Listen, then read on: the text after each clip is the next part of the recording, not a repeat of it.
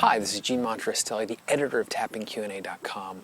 One of the most effective things I've found tapping to be useful for is helping to stop self-sabotage. If you're looking for a way to get out of your own way and do that by using tapping, I have a special guide just for you.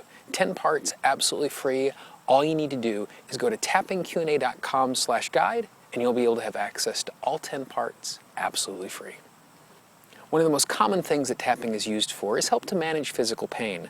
I was recently asked by one of my readers if I had any special tricks or techniques that I used when I was tapping for physical pain.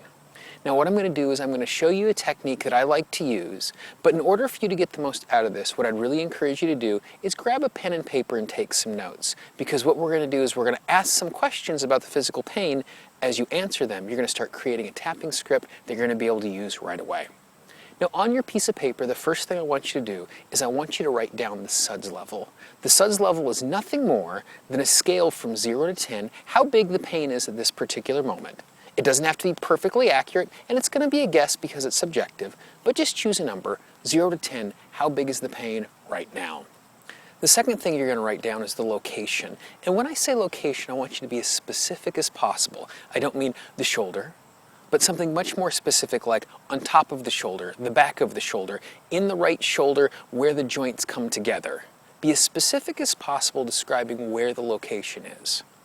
The third thing I want you to write down is the type of pain it is.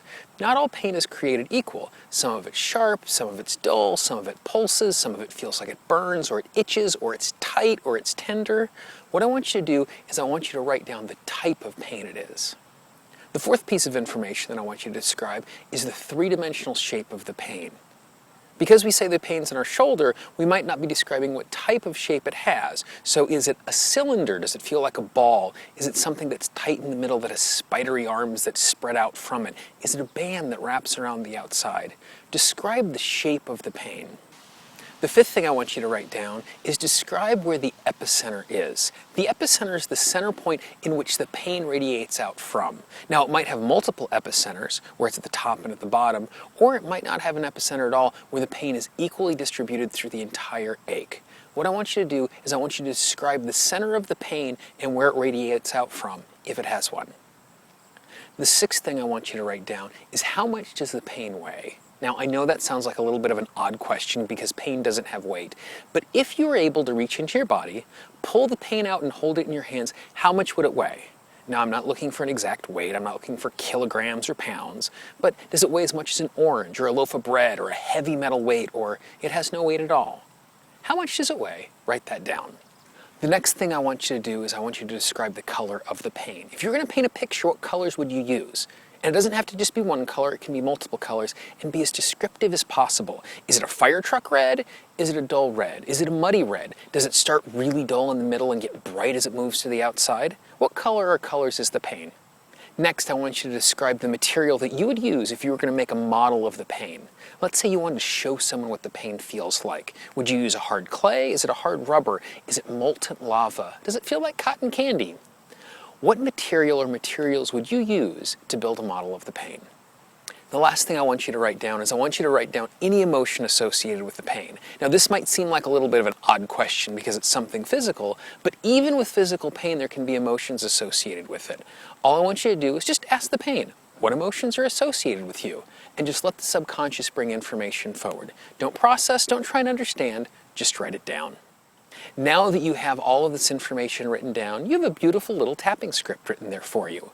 All you need to do is just go through and read through each spot, and as you read through each spot, all you need to do is tap on each point. And as you tap, pay attention to the information that's written down and really tune into the pain. Don't just read the color quickly, oh it's red. But as you read through each part, pay attention, focus, and see what's there. Now as you do this, you might notice the information changes because as we find relief, the color might change or the weight might change. That's perfect. Just tune into each aspect and tap along. As you do this, you're going to find your way to more and more relief. So there you go. It's that simple. If you just take these 9 simple aspects and write them down for your pain and tap to them, you're going to find your way to quick relief of the physical symptom. If you have a question that you'd like to see answered in one of these videos, all you need to do is drop me a note. Send an email to gene@tappingqa.com with your question, and hopefully we'll be able to make a video for you too.